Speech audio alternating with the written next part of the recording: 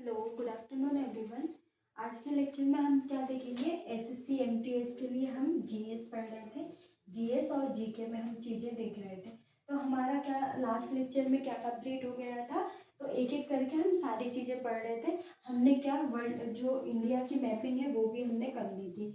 India की mapping भी हमने कंप्लीट कर ली थी और हमने राष्ट्रीय उद्यान 106 राष्ट्रीय उद्यानों को हमने अच्छे से देख लिया था। नेशनल पार्क को हमने 106 नेशनल पार्क को हमने देख लिया था, जो कि कितने राज्य और केंद्र शासित प्रदेशों में स्थित है। तो 31 राज्य और केंद्र शासित प्रदेशों में मिला के 106 राष्ट्रीय उद्यान है, जिसमें से हमने सबसे पहला देख लिया था फर्स्ट लेक्चर में।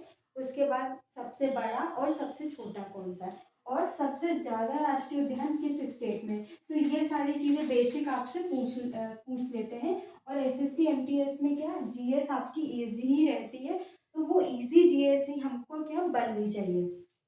तो हम जो इम्पोर्टेंट टॉपिक है जिससे क्या हर बार 2024 में भी इससे क्या क्वेश्चन पूछे जाते हैं। तो राष्ट्रीय उद्यान से 2 क्वेश्चन होते ही हर शिफ्ट में। तो हम जो एक एक टॉपिक है उसको लेकर चल रहे हैं। और हमारा खेल जो है स्पोर्ट्स से वो करंट अफेयर में भी चल रहा है। और ये हमारा क्या एसएससी एमटीएस के लिए भी हमारा क्या है, जो स्पोर्ट्स है वो इम्पोर्टेंट है। अब हम क्या देखेंगे आज के लेक्चर में? जैव मंडल रिजर्व या बायोस्फीयर रिजर्व देखेंगे कि कितने कितने स्थित है और कितने हैं, और यूनेस्को की विश्व धरोहर में कितने बायोस्फीयर शामिल है। तो एक एक करके हम चीज़ों को देखेंगे। सबसे पहले तो ये देखेंगे कि जो बायोस्फीयर रिजर्व है उसकी शुरुआत और जो सर्वप्रथम इसका नाम है वो किसके द्वारा दिया गया और कहाँ से इसकी शुरुआत हुई। विश्व में सबसे पहला जैव मंडल रिजर्व कब घोषित हुआ। इसके बाद देखेंगे कि भारत में कितने हैं। तो एक एक करके सारी चीज़ें हम इसको देखेंगे। उसके बाद मैप के थ्रू हम जो 18 बायोस्फीयर रिजर्व है भारत में उसको देखेंगे, जिसमें से 12 क्या है यूनेस्को की विश्व धरोहर की सूची में शामिल है। तो हम एक एक करके सभी को देखेंगे। 18 को 1885 में एडवर्ड सुएज के द्वारा सर्वप्रथम बायोस्फीयर रिजर्व शब्द का प्रयोग किया गया था। और सर्वप्रथम 1971 में यूनेस्को के मनुष्य तथा जीव मंडल MAB कार्यक्रम के अंतर्गत जीव मंडल प्रारक्षण की संकल्पना का क्या हुआ था, उद्भव हुआ था। तो जो संकल्पना का उद्भव कब हुआ था, तो 1971 में हुआ था। और प्रथम जीव मंडल प्रारक्षण की स्थापना कब हुई थी, तो 1976 में हुई थी। तो ये भी आपसे पूछ सकते हैं। और इसके बाद एक क्वेश्चन और आएगा कि विश्व का प्रथम जीव मंडल रिजर्व कब स्थापना हुई थी इसकी, तो 1978 में इसकी स्थापना हुई थी। अब हम देखते हैं कि भारत में जो प्रथम जैव मंडल रिजर्व या सबसे पहले भारत में इसकी संकल्पना कब हुई थी, तो भारत में कब हुआ था, 1986 में। 1986 में जैव मंडल रिजर्व की स्थापना हुई थी। हम एक एक करके सारे देखेंगे। सबसे पहले हम देख लेते हैं राष्ट्रीय उद्यान। राष्ट्रीय उद्यान कितने हैं भारत में, एक बार हमारा क्या इसका रिवीजन हो जाएगा। राष्ट्रीय उद्यान कितने हैं, 106 है। अभ्यारण्य कितने हैं, अभ्यारण्य हम देख लेते हैं। तो अभ्यारण्य कितने हैं, अभ्यारण्य है 570। इसके बाद हम देखेंगे तो टाइगर रिजर्व क्षेत्र कितने हैं, तो टाइगर रिजर्व ये 2023 तक की चीजें मैं आपको बता रही हूँ। तो टाइगर रिजर्व कितने हैं, 55 है। इसके बाद हम देखेंगे तो बायोस्फीयर की सूची में कितने शामिल है, तो 18 बायोस्फीयर की सूची में शामिल है। रिजर्व की सूची में कितने शामिल है, 18। इसमें से भी यूनेस्को की विश्व धरोहर में कितने शामिल है, यूनेस्को की विश्व धरोहर में शामिल, विश्व धरोहर में शामिल। तो विश्व धरोहर में शामिल कितने हैं, केवल कितने हैं, 12। 18 में से 12 यूनेस्को की विश्व धरोहर में शामिल है। अभी हाल ही में 2020 में पन्ना को यूनेस्को की विश्व धरोहर में शामिल किया था, जबकि बायोस्फीयर की रिजर्व सूची में कब शामिल किया गया था, 2011 में। तो हम एमपी का भी इसमें देखेंगे, एमपी के 3 हैं इसमें, तो एक एक करके उनको भी हम देखेंगे। तो 18 बायोस्फीयर रिजर्व को हम एक एक करके देखते हैं और इसको मैप के थ्रू पढ़ते हैं। सबसे पहले हम इंडिया का मैप बना लेते हैं, ताकि क्या हमको इजी रहेगा। मैपिंग हमने देख ही ली है सारे स्टेट की, कहाँ कौन सा स्टेट है,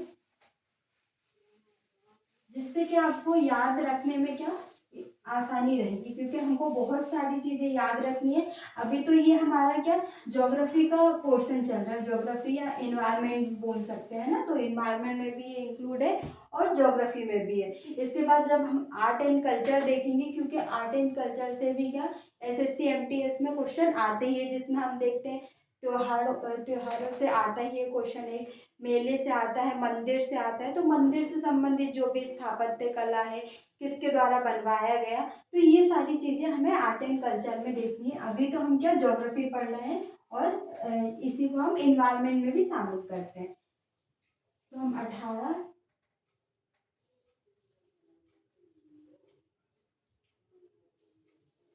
इंडिया का डायग्राम बना लेते हैं, जिससे कि हमको लोकेशन का पता चल जाए। तो हम सबसे पहले देखेंगे तो कौन सा है, सबसे पहला नीलगिरी।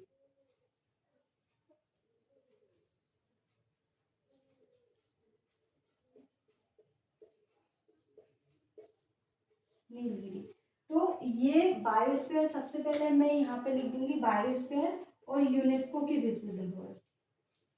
बायोस्फीयर में कब शामिल हुआ और यूनेस्को में कब शामिल हुआ, तो ये दोनों चीज आपसे सन का पूछ ही लेते हैं। तो यूनेस्को की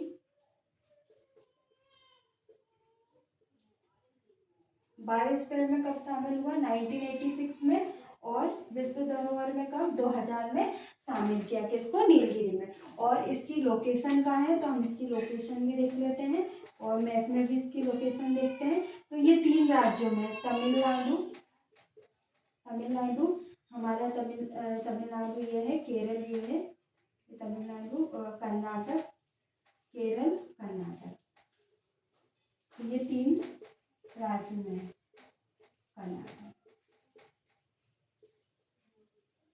इसकी विशेषता क्या है, यहाँ पे प्रमुख करके हम देख सकते हैं। तो इसमें विशेषता क्या है इसकी, तो यहाँ पे 2 जो संकटबंद जनजाति है, एक है नीलगिरी ताहर,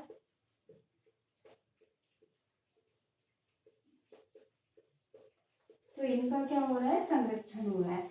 अब हम देखेंगे सेकंड कहाँ पे, मन्नार की खाड़ी, तो ये भी कहाँ पे, तमिलनाडु में, मन्नार की खाड़ी।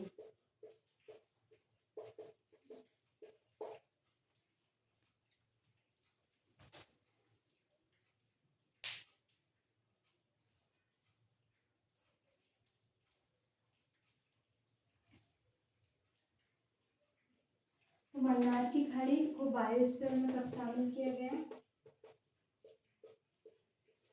1989 में, और यूनेस्को की विश्व धरोहर में तो 2001 में। और ये कहाँ पे स्थित है, तो ये तमिलनाडु में स्थित है।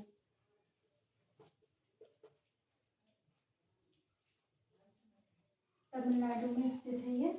और इस विशेषता क्या है, यहाँ पे 3600 पौधों व जीवों का क्या हो रहा है, संरक्षण हो रहा है, जिसमें हम देखेंगे तो प्रमुख जनजाति, और ये कितने क्षेत्रफल पर है, तो 10,500 क्षेत्रफल पर ये स्थित है। और अगर हम बात करें नीलगिरी, तो नीलगिरी कितना है, 5,600 क्षेत्रफल पर ये स्थित है। तो बस हमको इतनी ही चीज़ें, बाकी तो बस इतना ही पूछते हैं कि नीलगिरी और मन्नार की खाड़ी ये कहाँ पर स्थित है, बायोस्फीयर की रिजर्व सूची में कब शामिल किया गया, और यूनेस्को की विश्व धरोहर में कब शामिल, और ये 3 चीज़ें ही मोस्टली पूछते हैं, बाकी तो और कुछ नहीं पूछते। मन्नार की खाड़ी में भी आपसे यही पूछेंगे, इसकी लोकेशन कहाँ है, तो तमिलनाडु में, और बायोस्फीयर की रिजर्व सूची में 1989, यूनेस्को में 2001, और 3600 पौधों एवं जीवों का क्या हो रहा है यहाँ पे संरक्षण हो रहा है। तो हम आज के लेक्चर में सिर्फ ये 2 ही पढ़ते हैं। नेक्स्ट लेक्चर में हमारे 16 बचे हैं, तो हम उसको कंप्लीट करेंगे। तो ये 2 हमारे हुए, नीलगिरी और मन्नार की खाड़ी। फिर नेक्स्ट लेक्चर में हम देखेंगे सुंदरवन हो गया, और भी जो रिजर्व है, पन्ना राष्ट्रीय उद्यान है ना, तो इनके बारे में हम नेक्स्ट लेक्चर में पढ़ेंगे।